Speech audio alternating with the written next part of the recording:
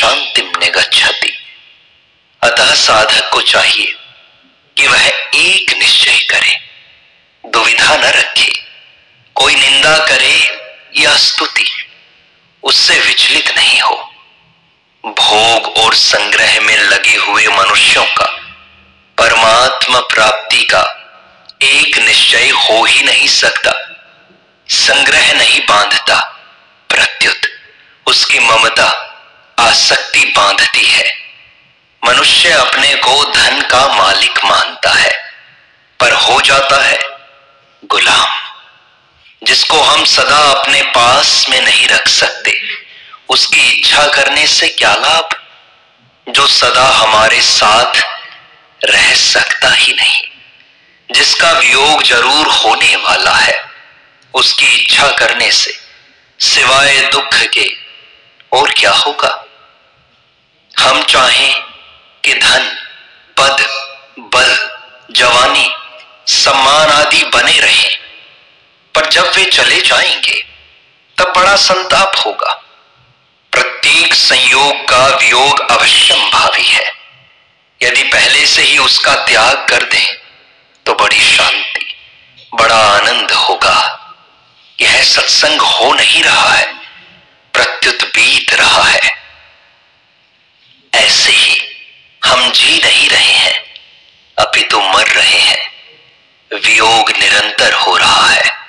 अतः अपनी शक्ति के अनुसार दूसरों को सुख पहुंचाओ, तो लोक परलोक दोनों सुधर जाएंगे। यह बात पक्की कर लें कि हमें यहां नहीं रहना है। जैसे यहां हम सत्संग के लिए आए हैं, तो यह भाव रहता है कि हम यहां सदा नहीं रहेंगे। ठीक ऐसे ही घर में रहते हुए भी भाव रहे। यह सच्ची बात है। सच्ची बात को स्वीकार कर लेने का नाम ही ज्ञान है।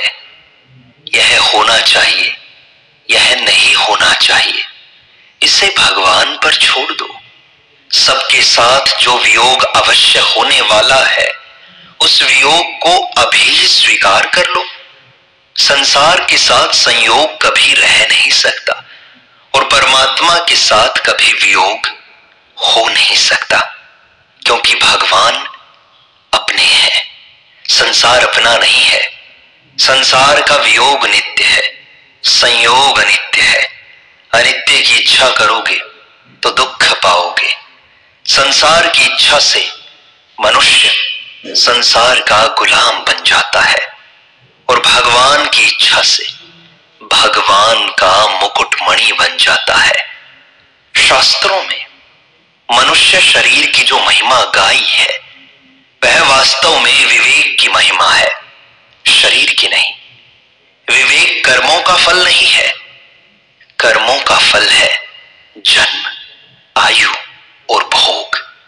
विवेक शक्ति भगवान की दी हुई है। जन्म अंतिम चिंतन के अनुसार होता है और सुखदाई दुखदाई परिस्थिति कर्मों का फल है। हम सुख चाहते हैं, यह दोष है। सुख चाहने से सुख नहीं मिलता और दुख न चाहने से दुख नहीं मिटता। अतः चाहने से केवल गुलामी होती है। सुखदायी परिस्थिति में पुण्य कटते हैं और दुखदायी परिस्थिति में पाप कटते हैं। आप पुण्य काटना चाहते हैं या पाप? सुख दुख आदर निरादर तो सबके जीवन में आते जाते रहते हैं। इसमें नई बात क्या हो गई? दुख मूर्खता से होता है। मूर्खता मिटी तो दुख मिटा। यह मूर्खता सत्संग और स्वाध्याय से मिटती है। करने में सावधान और होने में प्रसन्न रहो। जीव मात्र में किसी न किसी का सहारा लेने की आदत है। अंश अंश के अधीन होता है, पर गलती यह होती है कि जीव भगवान का सहारा न लेकर नाशवान का सहारा ले लेता है।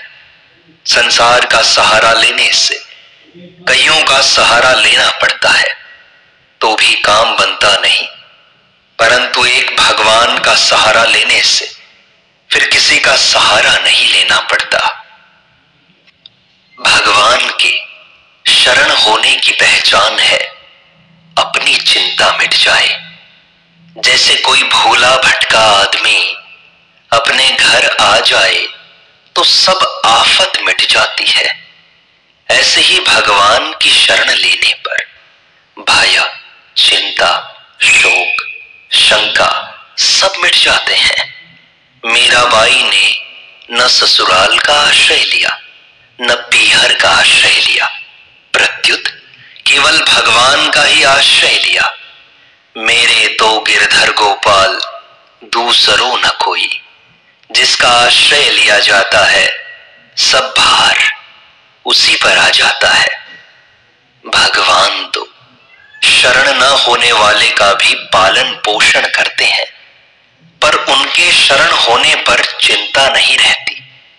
भगवान ने सबको अपनी शरण में ले रखा है, पर हम अपनी भूल से शरण नहीं होते तो चिंता रहती है। जब तक शरण नहीं होते तब तक चिंता रहती है। सिवाय भगवान के कोई रक्षा सहायता करने वाला नहीं है। सब कुछ भगवान का ही दिया हुआ है, पर इतना छिपकर दिया हुआ है कि वह हमें अपना ही मालूम दिखाई देता है। यदि मिला हुआ अपना होता तो उस पर हमारा वश चलता, हम शरीर को मरने नहीं देते। कल्याण एक निष्ठ होने पर होता है। वह निष्ठा चाहे गुरु में हो, चाहे नाम में हो, चाहे धाम लीला आदि में हो। हरि व्यापक सर्वत्र समाना, प्रेम ते प्रगट हो ही मैं जाना। आदि अंत जन अनंत के, सारे कारज सोए, जे ही जीव उर नह